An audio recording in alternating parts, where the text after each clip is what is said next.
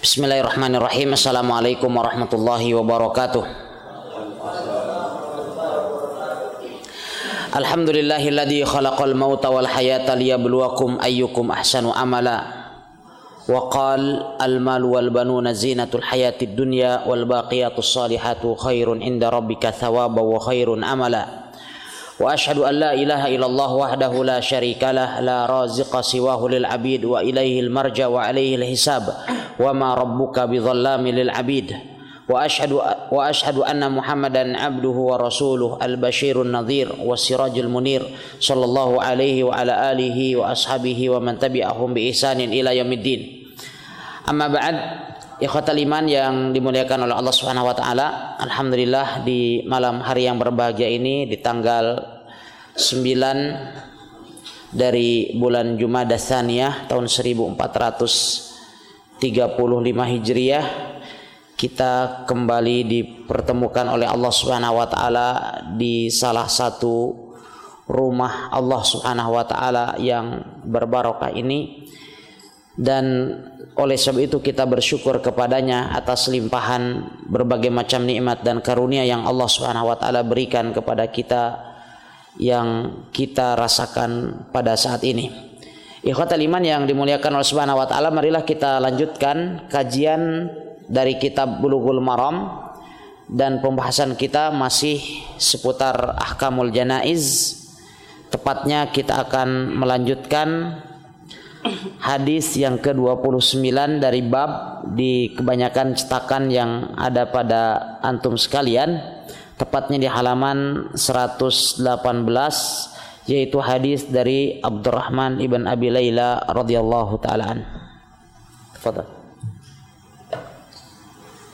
Qala al-mu'allif rahimahullahu taala wa 'an Abdurrahman ibn Abi Layla radhiyallahu anhu qala kana Zaid ibn Arqama yukabbiru ala janaizina arba'an wa annahu kabbara ala janazatin khamsan fasa'altuhu faqala kana Rasulullah sallallahu alaihi wasallam yukabbiruha, rawahu Muslim wal arba'ah.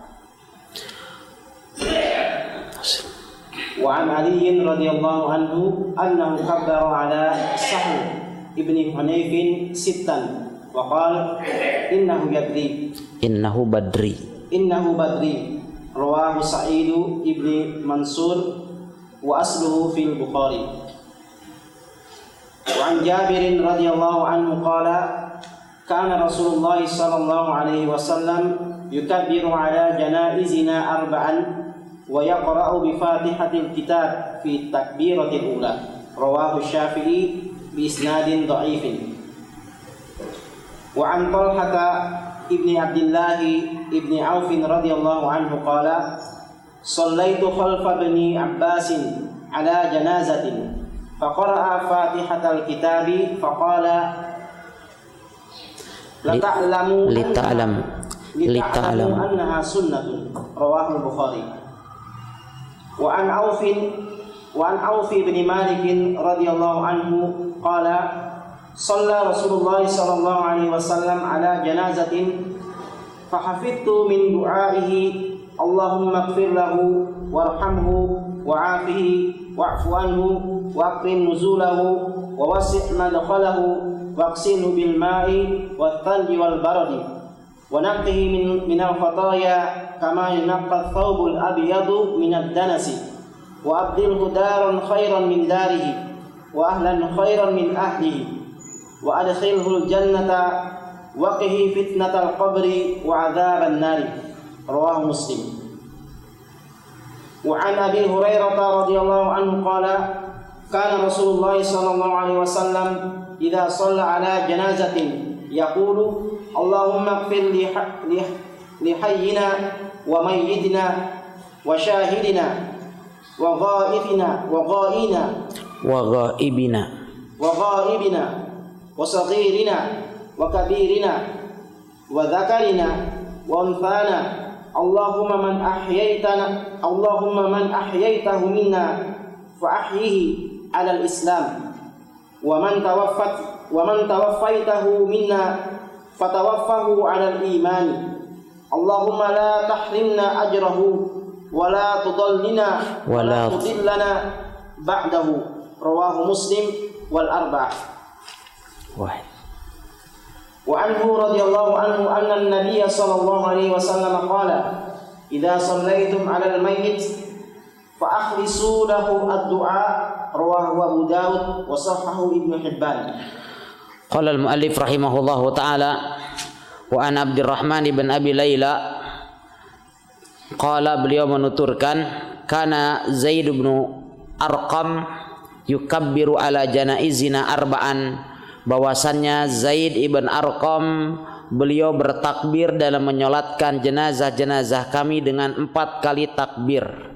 Wa innahu kabbara ala janazatin khamsan, dan beliau juga pernah bertakbir atau beliau juga pernah melaksanakan sholat jenazah dengan 5 kali takbir. Fasa'altuhu, kemudian aku bertanya kepadanya. Faqala, kemudian beliau berkata, kana Rasulullah sallallahu alaihi wasallam yukabbiruha, bahwasannya Nabi alaihi salatu wasallam pernah bertakbir dengan takbir tersebut. Hadis diriwayatkan oleh Imam Muslim dan imam yang 4. Wa an Ali radhiyallahu anhu, dan dari Ali radhiyallahu anhu beliau wa an Ali radhiyallahu taala anhu annahu kabbara ala Sahl bin Hunayf sittan, bahwa beliau pernah menyolatkan Sahal bin Hunayf dengan 6 kali takbir. Wa qala, dan beliau berkata, innahu badri, sesungguhnya dia itu penyandang bintang Badar. Rawahu Sa'id bin Mansur wa asluhu fil Bukhari. Hadis ini diriwayatkan oleh Sa'id bin Mansur dan asal hadis ini di dalam Sahih Bukhari. Wa an Jabirin radhiyallahu anhu qal, dan dalam hadis Jabir semoga Allah meridhoinya, beliau menuturkan kana Rasulullah sallallahu alaihi wasallam yukabbiru ala janaizina arba'an, bahwasannya Nabi alaihi salatu wasallam telah bertakbir atas jenazah-jenazah kita 4 kali. Wa yaqra'u bi Fatihatil kitab fit takbiratil ula, dan beliau membaca surat Al-Fatihah pada takbir yang pertama. Rawahu Syafi'i bi isnadin dhaif, diriwayatkan oleh Imam Syafi'i dengan sanad yang lemah. Wa an Talhah bin Abdullah ibn Auf qala, beliau menuturkan sallaitu khalfa bin Abbasin ala janazah, saya telah melaksanakan salat jenazah di belakang Ibnu Abbas. Faqara'a Fatihatal kitab, lalu beliau membaca surat Al-Fatihah. Faqala, kemudian Ibnu Abbas mengatakan, li ta'lamu annaha sunnah, agar kalian mengetahui bahwa membaca Al-Fatihah itu adalah sunnah. Hadis diriwayatkan oleh Imam Bukhari. Wa an Auf bin Malik radhiyallahu an, dari Auf bin Malik beliau menuturkan, shalla Rasulullah sallallahu alaihi wasallam ala janazatin, suatu ketika Nabi sallallahu alaihi wasallam pernah menyolatkan jenazah. Fahafidtu min du'aihi, maka aku telah menghafal dari doa beliau. Beliau mengatakan, Allahumma gfir lahu, ya Allah ampunilah dia, warhamhu, dan rahmatilah dia, wa'afihi, dan selamatkanlah ia, wa'fu anhu, dan maafkanlah ia, wa akrim nuzulahu, dan muliakanlah tempat kembalinya atau tempat tinggalnya, wa wasi mudkhalahu, dan lapangkanlah jalannya, wagsilhu bil ma'i wasalji wal barad, dan basuhlah ia dengan air, es dan embun, wa naqqihi minal khataya kama naqqaita ats-tsawbal abyadha minad danas, dan bersihkanlah ia dari kesalahan-kesalahan sebagaimana engkau telah membersihkan pakaian yang putih dari kotoran. Wa abdilhu daron khairu min darihi, dan gantikanlah baginya rumah yang lebih baik dari rumahnya. Wa ahlan khairu min ahlihi, dan keluarga yang lebih baik dari keluarganya. Wa adkhilhul jannah, dan masukkanlah dia ke dalam surga. Waqihi fitnatal qabri wa adzaban nar, dan jagalah dia dari fitnah kubur dan azab neraka. Hadis diriwayatkan oleh Imam Muslim. Wa an Abi Hurairah radhiyallahu anhu qal, dan dari Abu Hurairah semoga Allah meridhoinya, beliau menuturkan, Karena Rasulullah sallallahu alaihi wasallam idza shalla ala janazatin yaqul, bahwasanya Nabi alaihi salatu wasallam apabila beliau menyolatkan jenazah beliau mengatakan, Allahumma ighfir li hayyina, ya Allah ampunilah bagi orang yang hidup di antara kami, wa mayyitina, dan orang yang telah meninggal di antara kami, wa syahidina, dan orang yang hadir di antara kami, wa ghaibina, dan orang yang gaib di tengah-tengah kami, wa saghirina, dan orang yang dan anak kecil di antara kami, wa kabirina, dan orang dewasa dari kami, wa dzakarina wa unsana, demikian juga dari kalangan pria dan wanita. Allahumma man ahyaitahu minna fa ahyihi alal Islam, ya Allah barang siapa yang engkau hidupkan di antara kami maka hidupkanlah ia di atas Islam. Wa man tawaffaitahu minna fatawaffahu alal iman, dan barang siapa yang engkau wafatkan di antara kami maka wafatkanlah dia di atas iman. Allahumma la tahrimna ajrahu, ya Allah janganlah engkau jauhkan dari kami pahalanya. Wala tudillana ba'dahu, dan janganlah engkau sesatkan kami setelahnya. Hadis diriwayatkan oleh Imam Muslim dan oleh imam yang 4. Wa anhu, dan juga diriwayatkan dari Abu Hurairah, anna Nabiya sallallahu alaihi wasallam qala, bahwasanya Nabi alaihi salatu wasallam telah bersabda, idza shallaitum alal mayyiti fa akhlisu lahu bid-du'a, apabila engkau menyolatkan mayit maka tuluskanlah baginya doa kalian. Hadis diriwayatkan Imam Abu Dawud dan disahihkan oleh Al-Imam Ibnu Hibban.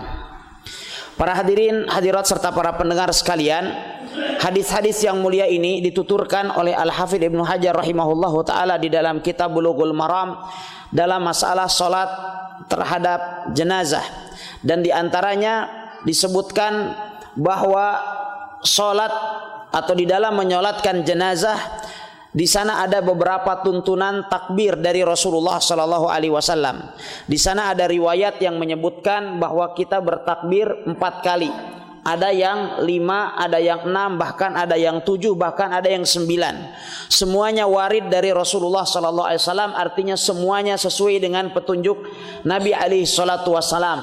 Hanya saja kebanyakan riwayat yang menjelaskan kepada kita sekalian tentang solat jenazah, maka akan kita dapatkan kebanyakan dari hadis-hadis tersebut menyebutkan 4 kali takbir, dan nampaknya inilah yang paling sering dilakukan oleh Nabi alaihi salatu wasallam, sebagaimana dalam hadis yang diriwayatkan oleh Imam Muslim, dalam hadis Zaid ibn Arqam, dalam hadis yang pertama yang telah kita baca tadi.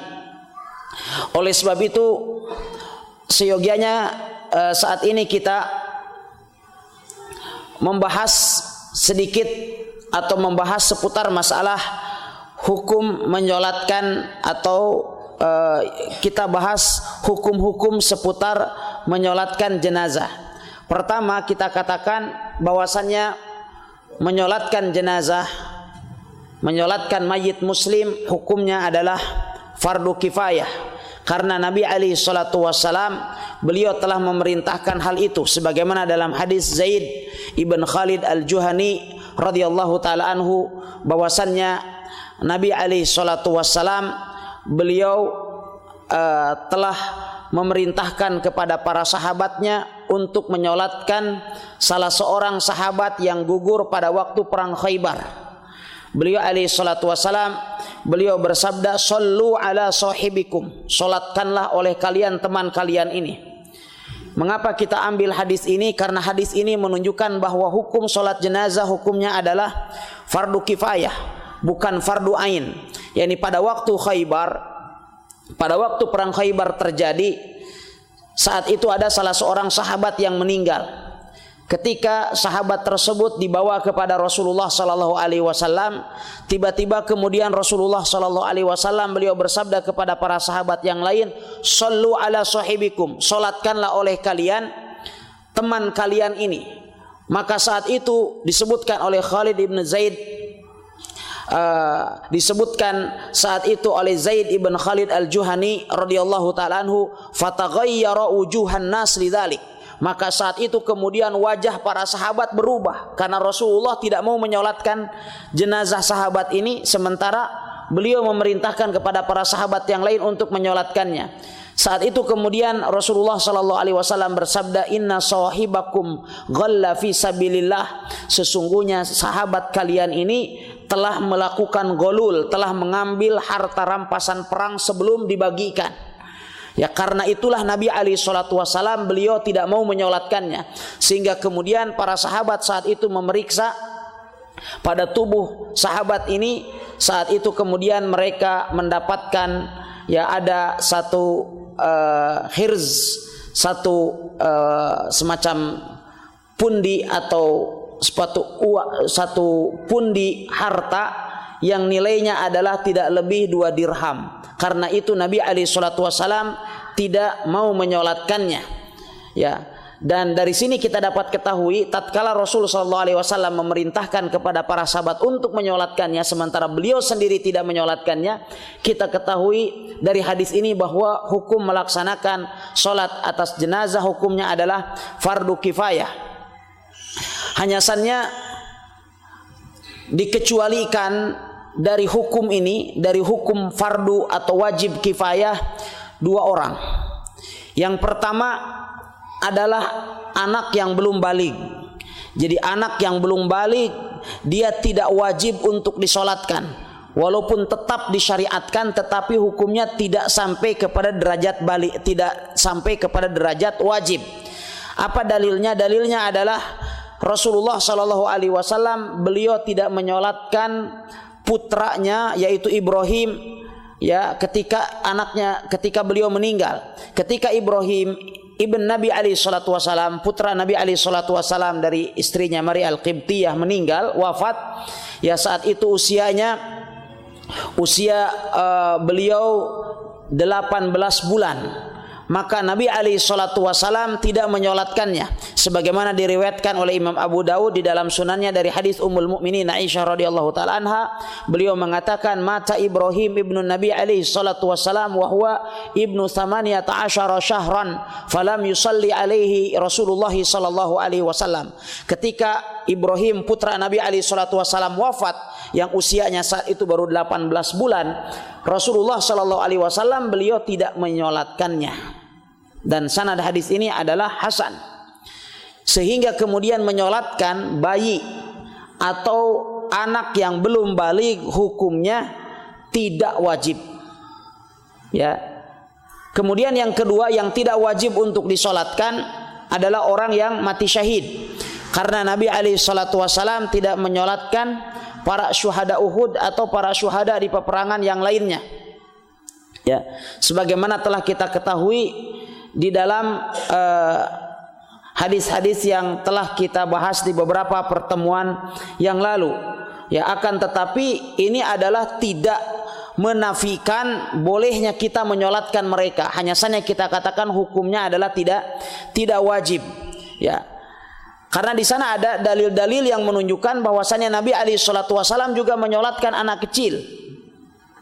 Di antaranya adalah hadis yang diriwayatkan oleh Imam Abu Dawud dan An-Nasa'i dengan sanad yang sahih, di mana Nabi alaihi salatu wasallam saat itu adalah menyolatkan seorang anak balita, dan kemudian Nabi alaihi salatu wasallam berdoa kepada Allah Subhanahu wa taala untuk kebaikan kedua orang tuanya dan berdoa kepada Allah agar Allah Subhanahu wa taala mengampuni dan memberikan rahmat kepada keduanya.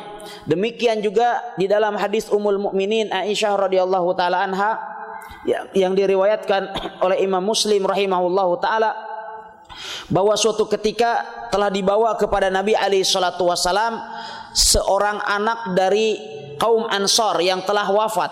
Kemudian saat itu Nabi alaihi salatu wasalam menyolatkannya, dan seusai Nabi alaihi salatu wasalam menyolatkannya, kemudian saat itu Ummul Mukminin beliau mengatakan, tuba lihada, sungguh amat beruntunglah anak yang disolatkan oleh Nabi alaihi salatu wasalam ini.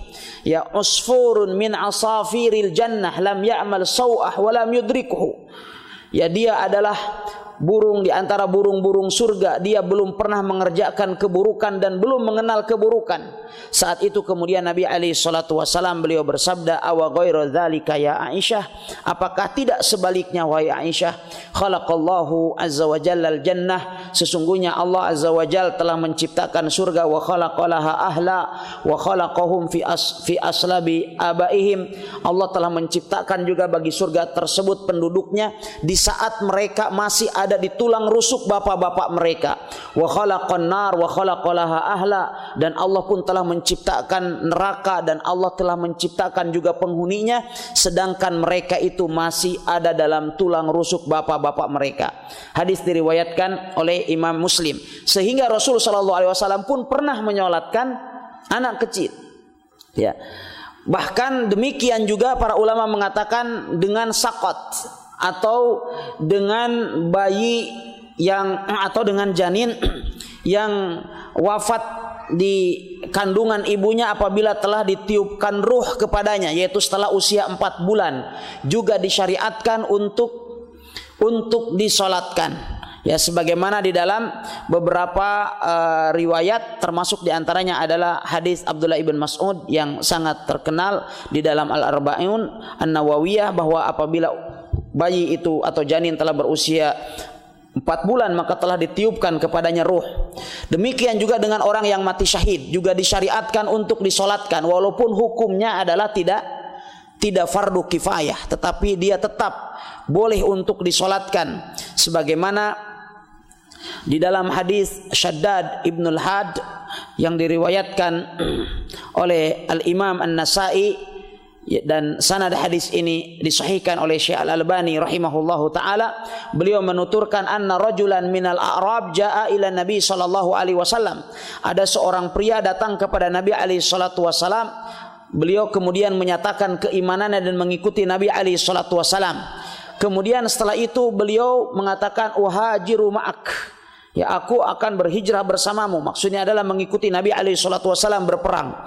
Sehingga kemudian tidak lama kemudian datanglah musuh dan kemudian terjadi sebuah pertempuran yang sengit, sehingga kemudian orang Arab Baduy yang baru masuk Islam ini kemudian wafat, dan ketika beliau wafat maka Nabi alaihi salatu wasallam mengkafani orang Arab Baduy ini dengan jubah beliau, ya, dan beliau kemudian menyolatkannya. Ya, ini menunjukkan bahwasannya orang yang mati syahid juga tetap boleh untuk disolatkan.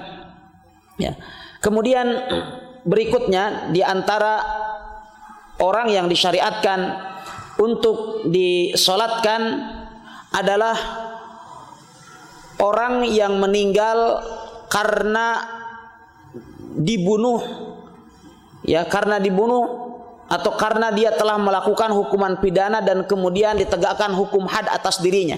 Jadi orang yang dibunuh karena dia telah membunuh misalkan, atau orang yang dibunuh karena hukuman had, karena dirajam sedangkan dia adalah sebagai seorang muslim, maka dia tetap disolatkan sebagaimana kisah Al-Ghamidiyah. Demikian juga kisah seorang wanita dari Juhainah yang dirajam oleh Rasulullah sallallahu alaihi wasallam, yang sebelumnya datang kepada Nabi alaihi salatu wasallam dan mengatakan, "Ya Rasulullah, inni hubla minaz zina." Wahai Rasulullah, sesungguhnya saya dalam keadaan hamil hasil daripada perzinahan. Ya, maka beliau kemudian mengatakan, "Fa'aqim alayyal had," maka tegakkanlah hukuman had atas diriku. Maka Nabi alaihi salatu wasallam saat itu kemudian memanggil walinya dan kemudian beliau mengatakan, "Ahsin ilaiha," perlakukanlah wanita ini dengan baik, dan faida wadu'at fa'tini biha, apabila wanita ini telah melahirkan maka bawalah dia kepadaku. Sehingga kemudian tatkala wanita itu datang kembali kepada Nabi alaihi salatu wasallam setelah dia melahirkan, tetap dalam keadaan bertaubat dengan penuh ketulusan karena Allah. Kemudian setelah itu Nabi alaihi salatu wasallam memerintahkannya untuk memelihara anaknya, sampai kemudian pada akhirnya Rasulullah sallallahu alaihi wasallam memerintahkan kepada para sahabat untuk merajam wanita tersebut, dan kemudian Rasulullah sallallahu alaihi wasallam menyolatkannya, sehingga saat itu Umar ibn al-Khattab radhiyallahu taala anhu beliau mengatakan, "Tusalli alaiha taqtuliniha ya nabiyallah wa qad zanat?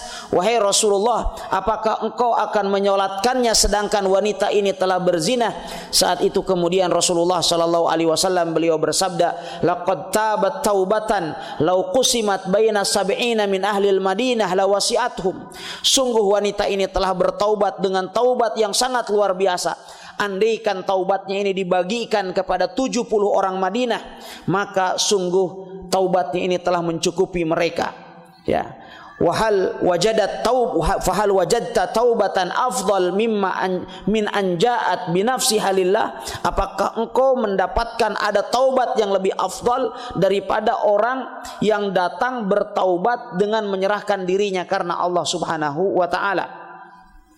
Kemudian berikutnya, di antara orang yang juga disyariatkan untuk kita solatkan, dan golongan-golongan ini adalah merupakan golongan-golongan yang meragukan sebagian orang, sehingga Syekh Al-Albani rahimahullah di dalam kitab Ahkamul Janaiz beliau mengkhususkan pembahasan ini. Adapun tentu seorang muslim yang yang bertakwa kepada Allah Subhanahu wa taala, seorang muslim secara umum adalah disolatkan. Tetapi di sana ada kelompok-kelompok manusia di mana sebagian orang ragu di dalam menyolatkan mereka. Ya, yang pertama tadi anak kecil, kemudian orang yang mati syahid, kemudian yang ketiga orang yang terbunuh karena ditegakkan hukuman had atas dirinya, kemudian yang keempat juga adalah orang yang bergelimpangan dosa, orang yang melakukan dosa-dosa besar dan perkara-perkara yang diharamkan oleh Allah Azza wa Jal, selagi dosa-dosa besar tersebut tidak mengeluarkannya dari keislaman, seperti pezina, peminum khamar, ya, dan orang-orang yang fasik yang lainnya, maka mereka tetap disolatkan. Hanya saja orang-orang yang berilmu dan para pemimpin yang berpengaruh di tengah-tengah masyarakat seyogianya tidak menyolatkan mereka sebagai bentuk pembelajaran bagi orang-orang semisal, tetapi tetap mereka disolatkan dan kita perintahkan kepada kaum muslimin untuk menyolatkan mereka, sebagaimana dalam hadis seorang sahabat yang telah melakukan gholul di perang Khaybar. Demikian juga kasus seorang sahabat yang memiliki banyak hutang atau banyak mengutang dengan tanpa suka membayarnya. Juga demikian Nabi SAW beliau tidak menyolatkan sahabat ini, namun beliau tetap memerintahkan kepada para sahabat yang lain untuk menyolatkannya. Ya. Kemudian berikutnya juga di antara orang yang boleh atau disyariatkan untuk kita solatkan adalah orang yang tidak sempat untuk kita solatkan sebelum dia dikebumikan, sebagaimana telah kita bahas dalam hadis atau kisah seorang wanita yang biasa membersihkan Masjid Nabawi yang disolatkan oleh Nabi SAW di atas kuburannya. Ikhwatal iman yang dimuliakan oleh Subhanahu wa taala. Adapun berkenaan dengan kaifiat dan tata cara salat jenazah, maka tadi telah kita sebutkan bahwa terkadang Nabi SAW melaksanakan salat jenazah dengan 4 kali takbir, dan ini adalah yang paling sering banyak dilakukan oleh Nabi SAW. Kemudian boleh juga 5 kali takbir, 6 kali takbir, 7 kali takbir, bahkan 9 kali takbir. Dan masing-masing takbir, wallahu ta'ala alam, menurut pendapat yang rajih, dan ini dirajihkan oleh Syekh Muhammad bin Shalih Al-Utsaimin rahimahullahu ta'ala, bahwa setiap kali takbir ini adalah dipisahkan dengan mengangkat kedua tangan kita sebagaimana kita takbiratul ihram. Walaupun masalahnya adalah masalah khilafiyah, tetapi takbir atau pemisahan takbir dengan gerakan tangan seperti ini adalah dia ibaratnya sebagai pemisah dari satu rakaat ke rakaat yang lain. Maka demikian juga di dalam salat jenazah, bahwasannya yang rajih di antara dua pendapat para ulama rahimahumullahu taala adalah dengan memisahkan antara takbir yang satu dengan takbir yang lain dengan mengangkat kedua tangan kita. Di takbir yang pertama, setelah kita bertakbir, kita beristi'adzah dan kemudian membaca surat Al-Fatihah sebagaimana dalam hadis Abdullah ibn Abbas, dan kita tidak perlu mengawalinya dengan membaca doa iftitah atau istiftah. Jadi tidak perlu kita mengucapkan Allahumma ba'id baini wa baina khotoyaya atau berdoa kepada Allah dengan doa iftitah yang lain seperti subhanakallahumma wa bihamdika wa tabarakasmuka wa ta'ala jaduka dan seterusnya. Tetapi kita langsung membaca surat Al-Fatihah setelah beristi'adzah. Karena membaca surat Al-Fatihah tentu adalah rukun salat. Ya, rukun salat. Oleh sebab itu Al-Hafidz Ibnu Hajar, walaupun beliau menyebutkan tadi adalah sebuah hadis yang diriwayatkan oleh Imam Syafi'i dengan sanad yang dhaif, tetapi beliau menyebutkan di sini hanya bentuk syahid, penguat. Ya, adapun dalil pembacaan surat Al-Fatihah maka dalam setiap salat adalah merupakan sesuatu yang disyariatkan, karena Rasulullah SAW beliau bersabda, la salata liman lam yaqra bi Fatihatil kitab. Tidak ada salat bagi mereka yang tidak membaca surat Al-Fatihah. Kemudian setelah itu takbir dengan takbir yang kedua. Di takbir yang kedua atau setelah takbir yang kedua kita membaca salawat kepada Rasulullah sallallahu alaihi wasallam, dan salawat yang paling afdol adalah salawat Ibrahimiyah sebagaimana telah diajarkan oleh Rasulullah sallallahu alaihi wasallam kepada para sahabatnya ketika para sahabatnya bertanya kepada Rasulullah sallallahu alaihi wasallam, "Kaifa nusalli 'alaika idza nahnu shallaina 'alaika fi salatina?" Wahai Rasulullah, bagaimana tata cara kami bersolawat kepadamu jikalau kami hendak bersolawat dalam solat-solat kami? Maka saat itu kemudian Rasulullah sallallahu alaihi wasallam beliau bersabda, "Qulu, katakanlah oleh kalian, Allahumma shalli ala Muhammad wa ala ali Muhammad kama shallaita ala Ibrahim wa ala ali Ibrahim innaka Hamidum Majid wa barik ala Muhammad wa ala ali Muhammad kama barakta ala Ibrahim wa ala ali Ibrahim innaka Hamidum Majid." Atau redaksi-redaksi yang lain yang mirip atau redaksi yang lain yang diajarkan oleh Nabi alaihi salatu wasalam dari salawat Ibrahimiyah. Kemudian setelah kita bersolawat kepada Nabi alaihi salatu wasalam, lalu kemudian kita berdoa, ya, bertakbir dengan takbir yang ketiga, kemudian berdoa. Jikalau kita hendak melakukan takbir dengan melaksanakan sholat jenazah dengan 4 kali takbir, maka doa pada takbir yang ketiga kita awali dengan doa umum. Ya, kita awali dengan doa umum sebagaimana doanya telah disebutkan dalam hadis Abu Hurairah yang diriwayatkan oleh Imam Muslim. Kita membaca Allahumma gfir li hayyina wa mayyitina wa syahidina wa ghaibina wa saghirina wa kabirina wa dzakarina wa unsana. Allahumma man ahyaitahu minna fa ahyihi alal islam wa man tawaffaitahu minna fatawaffahu alal iman. Allahumma la tahrimna ajrahu wa la tudillana ba'dahu. Ini adalah doa yang bersifat umum. Kita doakan kita dan kaum muslimin yang masih hidup, demikian juga mayit dan kemudian kaum muslimin yang sudah wafat. Allahumma gfir li hayyina, ya Allah ampunilah orang-orang yang masih hidup di antara kami, kaum muslimin yang masih hidup. Dan kita ketahui bagaimana keutamaan mendoakan kaum muslimin. Tidaklah seorang muslim mendoakan muslimin yang lain, baik yang masih hidup atau yang telah wafat, kecuali dia akan mendapatkan pahala sejumlah orang-orang yang ia doakan. Yani Anda bayangkan kalau seandainya jumlah kaum muslimin saat ini di seluruh dunia yang masih hidup 2 miliar, ya, maka ketika kita berdoa kepada Allah dengan mengatakan Allahumma gfir li hayyina, maka saat itu kemudian kita mendapatkan pahala. Anda bayangkan saat itu kita mendapatkan pahala 2 miliar. 2 miliar pahala, bukan 2 miliar rupiah.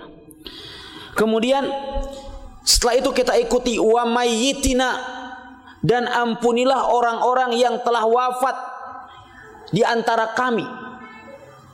Jumlahnya jauh lebih banyak daripada orang yang masih hidup. Ini adalah doa yang sangat agung. Wa ghaibina, kemudian kita rinci lagi, orang yang tidak hadir, orang yang hadir, wa syahidina wa ghaibina, orang yang hadir, orang yang gaib, wa saghirina wa kabirina, orang yang masih kecil dan yang sudah dewasa, wa dzakarina wa unsana, laki-laki dan perempuan, semuanya kita doakan, tidak ada yang tersisa.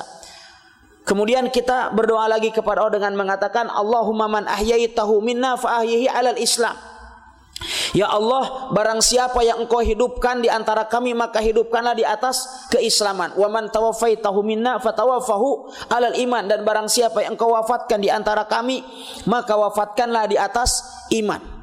Allahumma la tahrimna ajrahu, ya Allah janganlah Engkau haramkan atas kami pahala yang telah Engkau berikan kepada si mayit. Yani kalau mayit ini adalah orang soleh, banyak menerima pahala, maka janganlah Engkau jauhkan pahala tersebut juga dari kami. Artinya berikanlah juga setiap pahala yang Engkau berikan kepada mayit ini, berikanlah juga kepada kami. Wala tudillana ba'dahu, dan janganlah Engkau sesatkan kami setelah kematiannya. Di mana tentu banyak sekali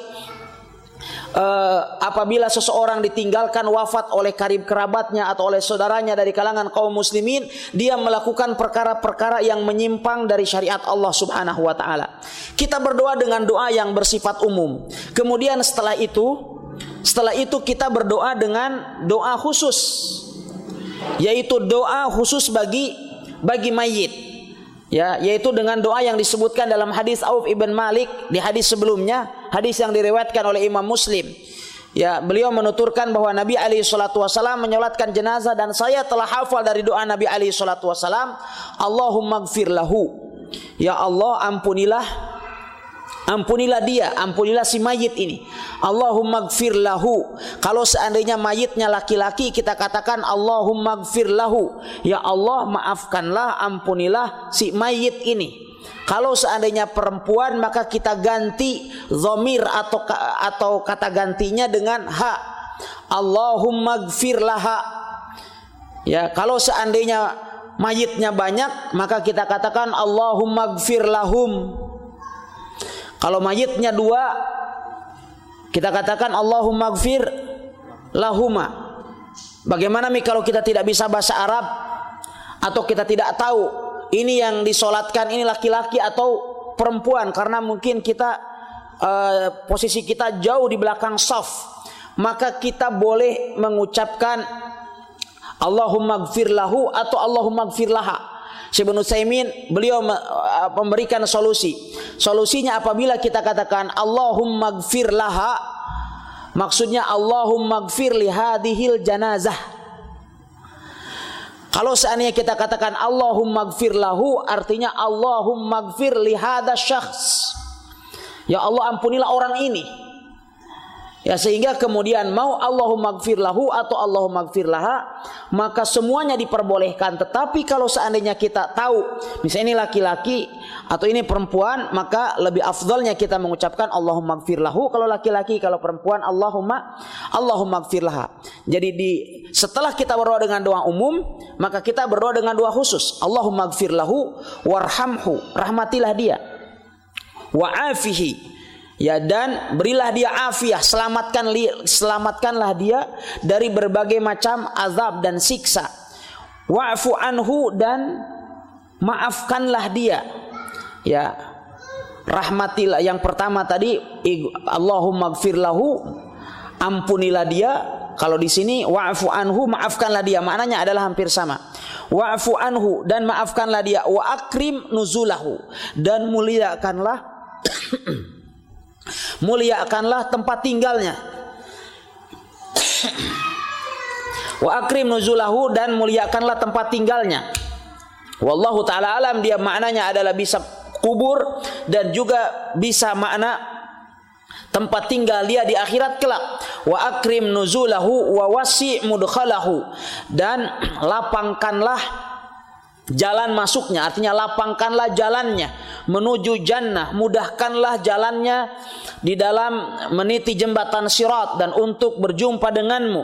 Waghsilhu bil ma'i wath-thalji wal barad, dan basuhlah ia dengan air, salju dan embun. Ya, ini adalah sebagai bahasa kinayah untuk membersihkan dia dari berbagai macam kesalahan dan dosa. Wa naqqihi minal khataya. Wa naqqihi minal khataya, dan bersihkanlah dia dari kesalahan-kesalahan. Di dalam sebagian riwayat disebutkan wa naqqihi min Ya betul. Wa naqqihi minal khotoya, dan maafkanlah dia dari kesalahan-kesalahan. Kama naqqaita, di dalam riwayat yang lain disebutkan kama yunaqqas. Kalau kita katakan kama naqqaita artinya sebagaimana engkau telah bersihkan.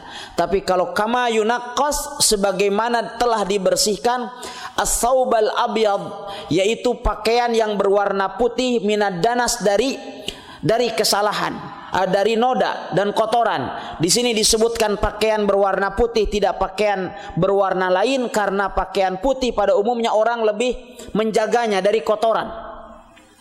Kemudian wa abdilhu daran khairum min darihi, ya Allah gantikanlah baginya rumah yang lebih baik dari rumah tempat tinggalnya semasa di dunia. Wa ahlan khairum min ahlihi, dan gantikanlah baginya keluarga yang lebih baik dari keluarganya.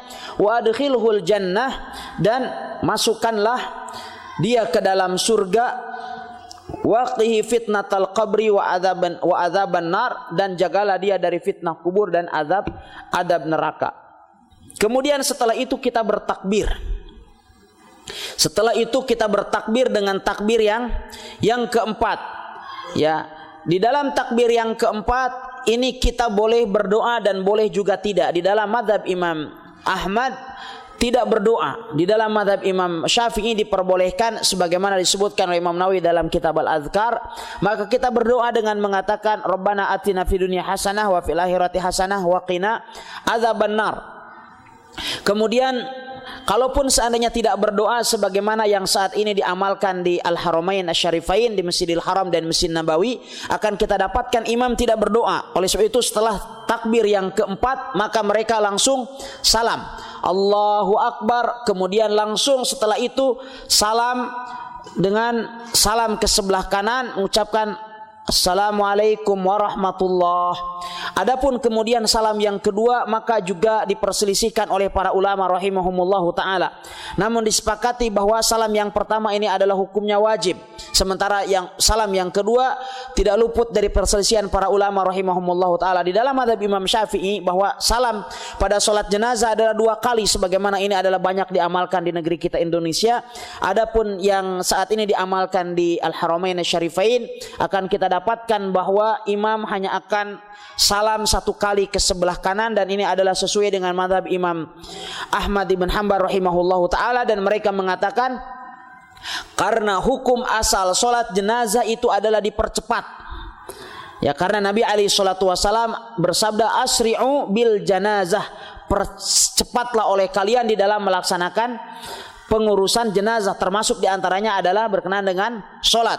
Ya, walaupun Syekh Al-Albani rahimahullahu taala dalam masalah ini dalam Fatwa Australia, dalam salah satu kaset beliau yang saya simak, ketika ditanya dalam masalah ini, beliau merojihkan pendapat Imam Syafi'i rahimahullah, sehingga beliau merojihkan yang 2 kali salam, sehingga kemudian wallahu taala alam wal ilmu indallah bahwa masalahnya adalah masalah khilafiyah di kalangan para ulama rahimahumullahu taala. Ini jikalau kita hendak melaksanakan salat jenazah dengan 4 kali takbir.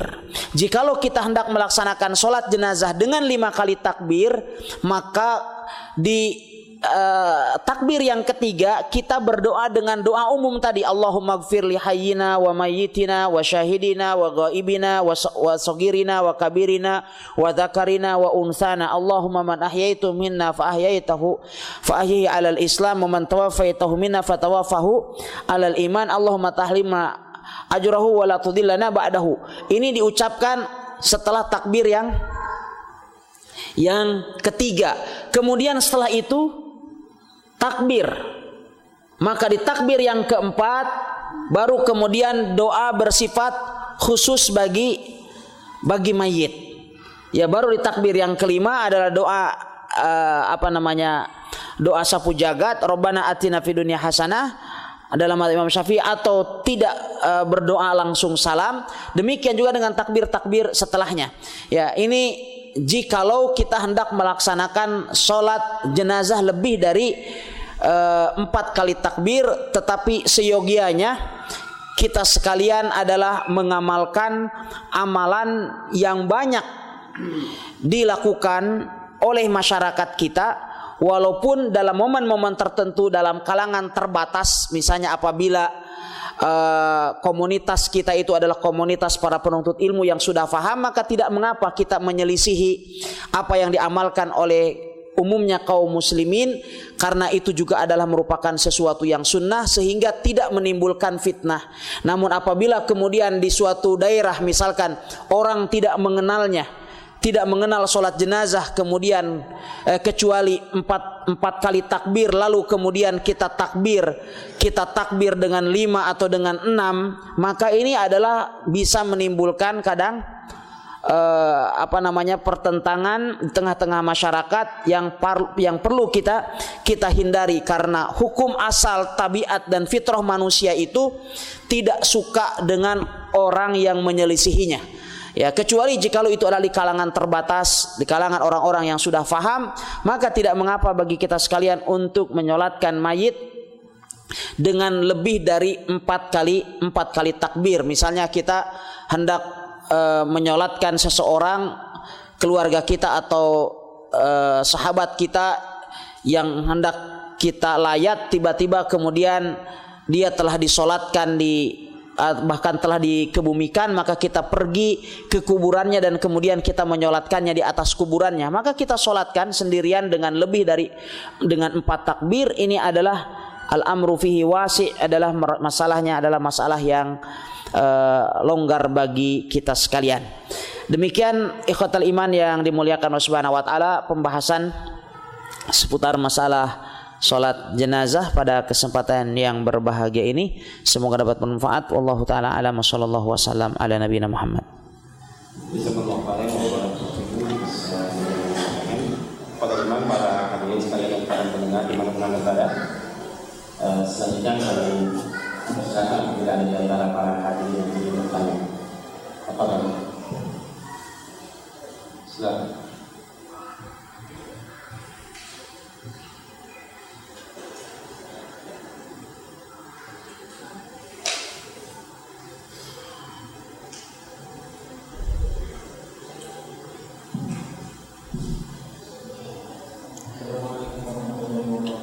Assalamualaikum warahmatullahi wabarakatuh.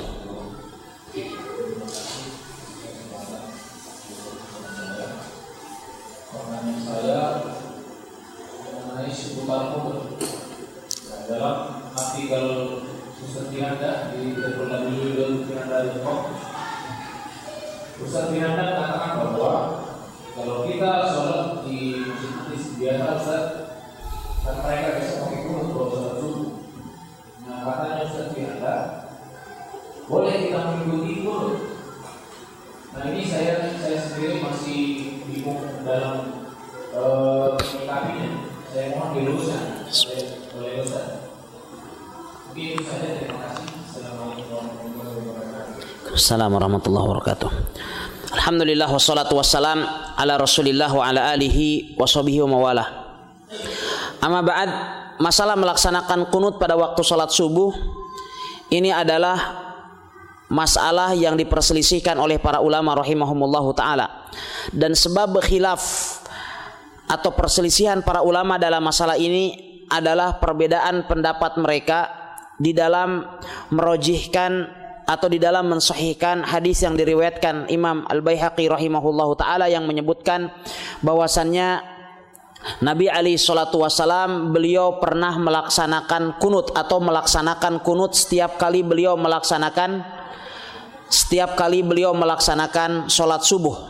Sementara Al-Hafidz Ibnu Hajar sendiri, beliau walaupun dari mazhab Imam Syafi'i, namun dalam pembahasan Kitab Bulughul Maram yang telah kita bahas di awal pembahasan Kitabus Shalah ketika membahas seputar masalah kunut, bahwa beliau menyebutkan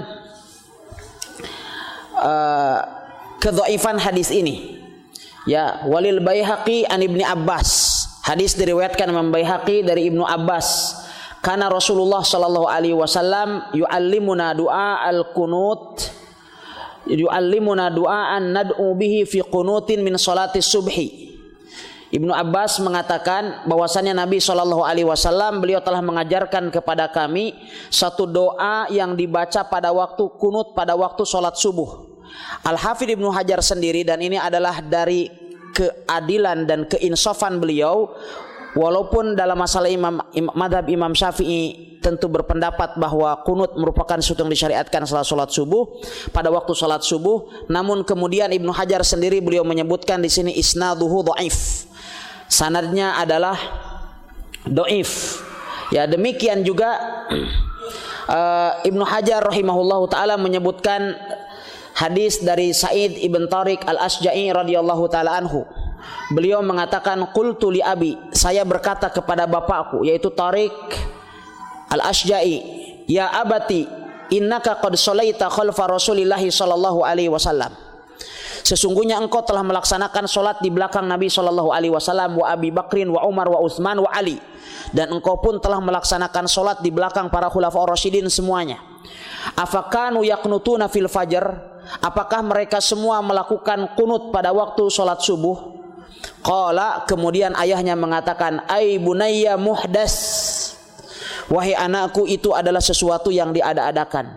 Hadis diriwayatkan Imam yang 5 kecuali Imam Abu Dawud. Hadisnya ada di halaman 70 dalam kitab Bulughul Maram, yang cetakannya ada di hadapan, yang umumnya ada di hadapan antum sekalian.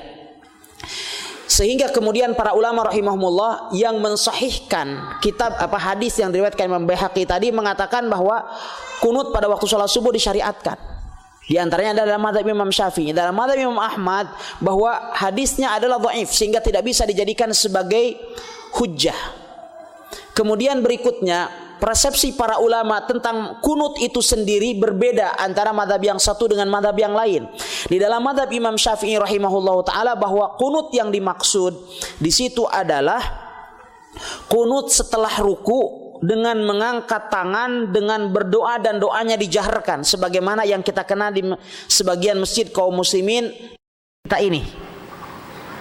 Ya, adapun menurut madhab yang lain itu Imam Malik rahimahullahu taala, maka kunut artinya adalah memanjangkan berdiri pada waktu pada rakaat kedua pada waktu salat subuh, berdoa dengan disirkan.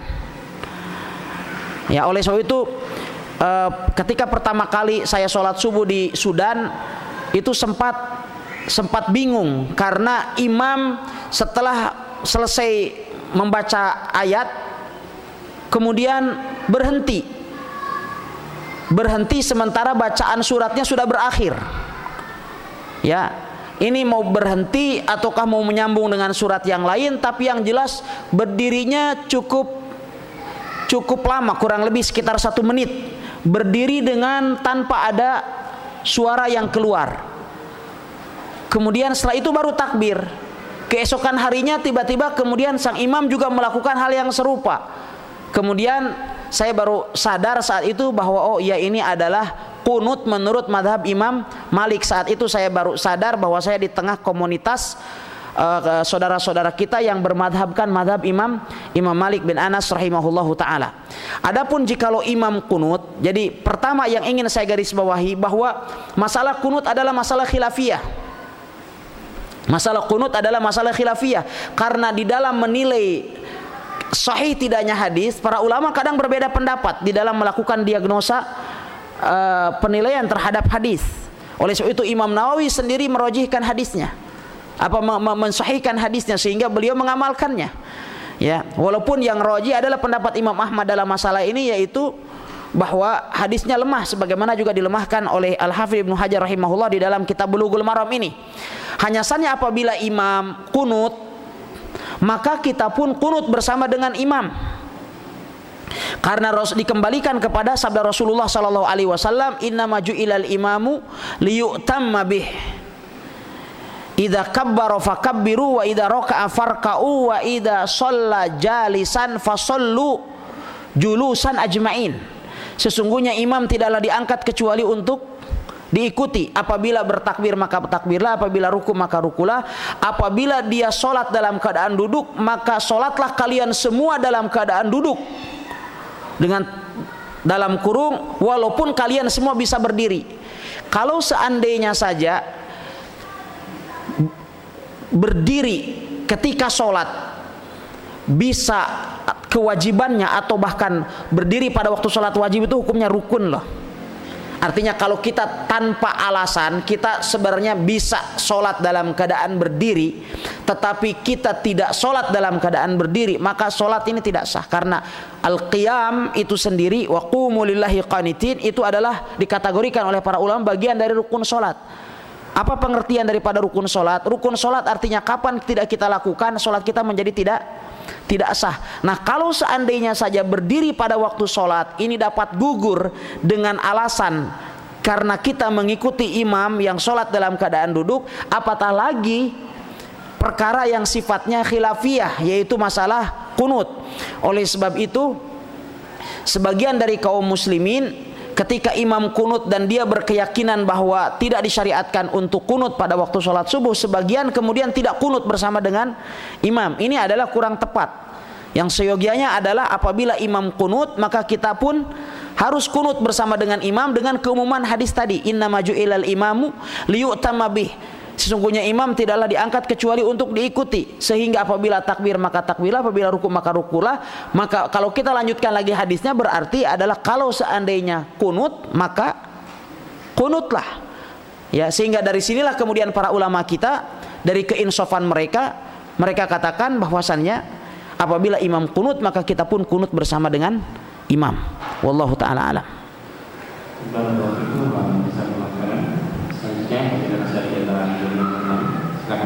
Silakan. Terima kasih.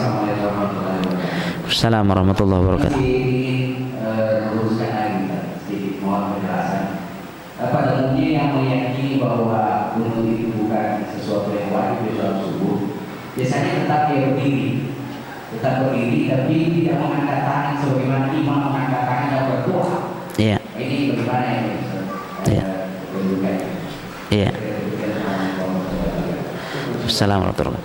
Ya, jadi orang yang hanya berdiri, jadi orang saat ini ada imam, ada yang ketika imam tidak kunut, dia kunut sendirian. Ada kan? Ini sama statusnya dengan yang imam kunut, dia tidak kunut. Kan statusnya menjadi sama. Ada lagi, ada imam tidak kunut, dia tidak kunut tapi nanti sujud sahwi.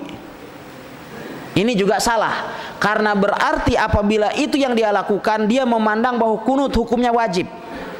Karena pengertian kewajiban sholat adalah amalan yang apabila kita tinggalkan maka sholatnya tetap sah. Maksudnya ditinggalkan karena lupa, maka sholatnya sah tetapi harus digantikan dengan sujud sahwi. Sehingga apabila ada orang yang tidak kunut pada waktu sholat subuh lantas kemudian dia menggantikannya dengan sujud sahwi, maka dia memandang atau berarti dia memandang bahwa kunut menurut dia adalah hukumnya bagian dari kewajiban sholat.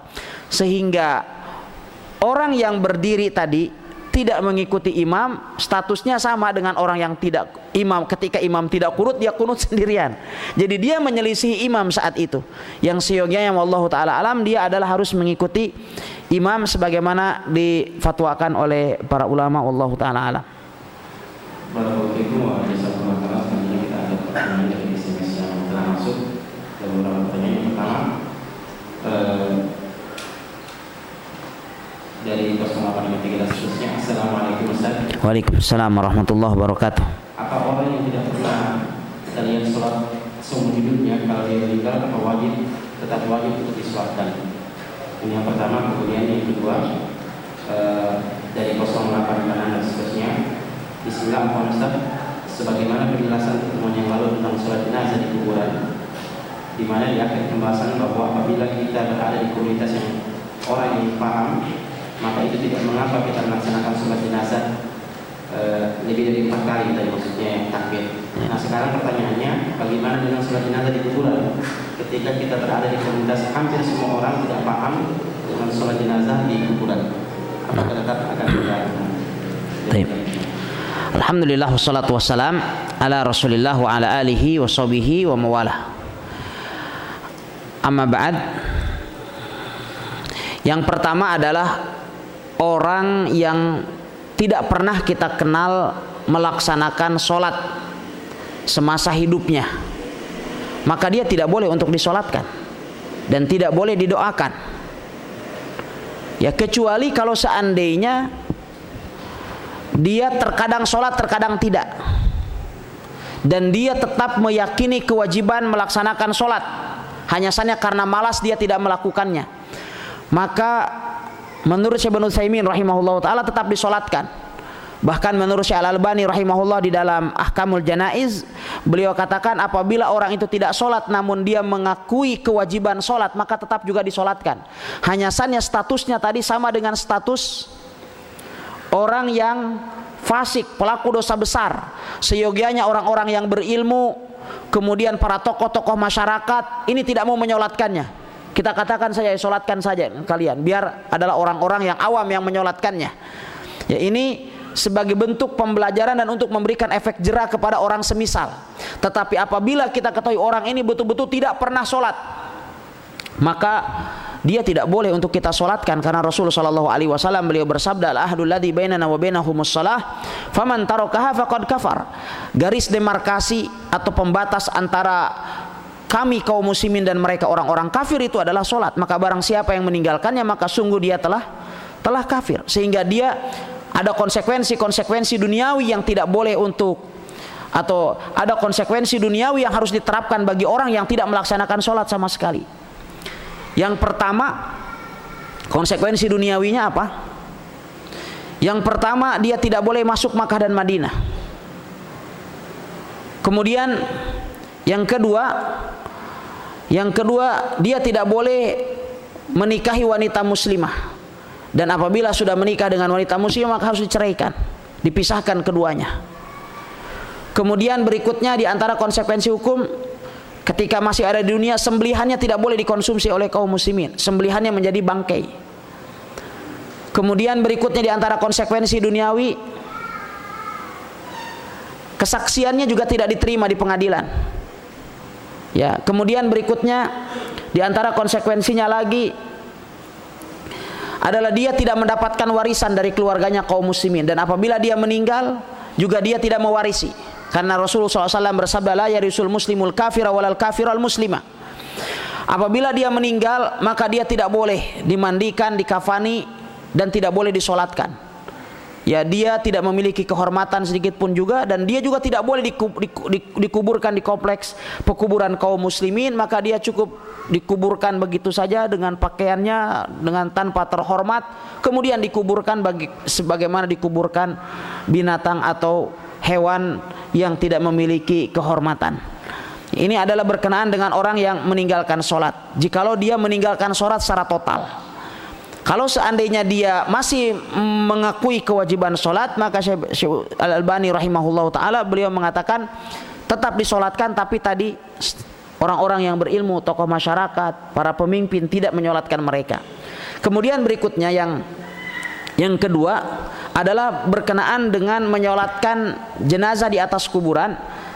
Jikalau kita berada di satu komunitas di mana mereka belum mengenal sunnah ini, maka saat itu berarti kita harus memberikan pengertian terlebih dahulu kepada orang yang melihat kita. Tidak perlu memberikan pengertian kepada orang sekampung.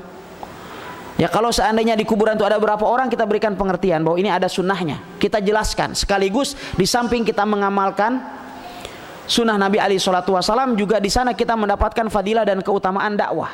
Kita sampaikan dalilnya, dan umat Islam alhamdulillah masih tetap memiliki banyak kebaikan. Apabila mereka mengetahui dalil dari Allah Subhanahu wa taala atau Rasulnya, mereka akan menerimanya dengan baik. Walaupun sebagian orang, ya, sebagian orang adalah akhadatul izzatu bil ism. Dia adalah angkuh dan sombong, tidak mau menerima kebenaran, menolak kebenaran walaupun jelas di hadapannya. Sehingga apabila disebutkan dalil, katakan oh ya, nanti saja. Ya, ada salah seorang ikhwah menjadi imam. Ya, menjadi imam, kemudian beliau salah mungkin karena tidak terbiasa menjadi imam atau karena alasan yang lain, sehingga kemudian lupa di rakaat yang ketiga atau dari peralihan dari kedua ke tiga dia tidak tasyahud, tetapi langsung berdiri. karena sudah berdiri, makmum kemudian berikan peringatan subhanallah. Tapi tatkala imam sudah berdiri, sudah pindah ke rukun yang lain, maka tidak diperbolehkan untuk turun kembali. Makmum semuanya berteriak mengatakan subhanallah, imamnya tetap berdiri karena memang tidak boleh berdiri, tidak boleh kembali. Karena memang sudah masuk kepada rukun berikutnya. Yang menjadi masalah makmumnya adalah orang awam. Akhirnya kemudian makmum tetap duduk, imamnya tetap berdiri. Sampai kemudian berarti akan ada selisih takbir nanti, sampai kemudian salam. Begitu selesai kemudian langsung disidang, mengatakan kenapa begini dan begitu. Kita sebutkan, mana dalilnya? Disebutkan dalilnya. Ya coba kita datangkan kepada kita dalilnya, sudah. Akhirnya kemudian ketika didatangkan dalilnya, dikatakan sama Pak Haji yang prosesnya, Pak Haji ini dalilnya ada. Oh ya, saya ada keperluan dulu. Tidak mau. Panggil lagi imamnya nih, Pak Imam sudah ada dalilnya ini yang saya kata. Oh iya, simpan saja di situ. Saya mau pergi, saya ada urusan dulu. Jadi di sana ada sebagian orang itu berat untuk menerima kebenaran. Ya, di sini adalah peranan bagaimana kita menundukkan hawa nafsu kita ketika kita berhadapan dengan dalil. Dan oleh sebab itu, dan itu ada dari sifat orang-orang munafik sebagaimana yang difirmankan oleh Allah Subhanahu wa taala dalam surat Al-Baqarah, wa minan nasi wa minhum, gimana ayatnya? Wa idza qila lahum ittaqillaha akhadathul izzatu bil ismi fahasbuhu jahannam wala bi'sal mihad. Dan dari sebagian manusia ada yang apabila dikatakan kepadanya bertakwalah kepada Allah, akhadatul izzatu bil ism, maka dia justru tumbuhlah kecongkakannya pada dirinya untuk tetap mempertahankan dosa yang dia lakukan. Maka orang yang seperti itu adalah ya fahasbuhu jahannam, kata Allah Azza wa Jal, ya maka cukuplah baginya neraka jahannam. Ini adalah merupakan sifat yang terkadang juga ada pada diri kita tatkala kita mendapatkan nasihat. Jadi bukan menerima tetapi justru akhadatul izzatu bil ism. Oleh sebab itu Harun ar-Rasyid suatu ketika beliau hendak masuk ke istananya, beliau kemudian ditahan oleh seorang Yahudi. Orang Yahudi ini telah berusaha untuk masuk ke dalam istana Harun ar-Rasyid, namun kemudian ditahan oleh para penjaganya karena dia hanyalah seorang Yahudi rakyat jelata. Dilarang untuk masuk ke dalam istananya. Tidak lama kemudian datanglah Harun ar-Rasyid lewat ke pintu itu. Kemudian Yahudi ini langsung mengatakan, "Ya Harun ittaqillah, wahai Harun, bertakwalah kamu kepada Allah. Mengapa kamu menghalangi rakyatmu untuk masuk bertemu denganmu?" Akhirnya kemudian Harun ar-Rasyid saat itu langsung tersungkur dan sujud kepada Allah Azza wa Jal. Kemudian ketika ditanya ya oleh para pengawalnya, "Mengapa engkau sampai seperti itu, sampai turun dari kendaraanmu, padahal yang menegurmu, yang mengatakan ittaqillah, bertakwalah kepada Allah Azza wa Jal, itu hanyalah seorang Yahudi dari kalangan rakyat jelata?" Kemudian Harun ar-Rasyid beliau mengatakan, "Karena saya khawatir saya termasuk ke dalam golongan orang yang disebutkan oleh Allah Subhanahu wa taala, wa idza qila lahu ittaqillaha akhadathul izzatu bil ism fahasbuhu jahannam wa labisal mihad." Ikhwatal iman yang dimuliakan Subhanahu wa taala, demikian kajian kita di malam hari yang berbahagia ini. Semoga kita dapat mengambil ibrah dan pelajaran darinya, dan semoga Allah Subhanahu wa taala menjadikan kita sekalian orang-orang yang istiqamah di atas Al-Qur'an dan sunnah Nabi alaihi salatu wasallam. Wallahu taala alam, sallallahu wasallam ala nabiyina Muhammad.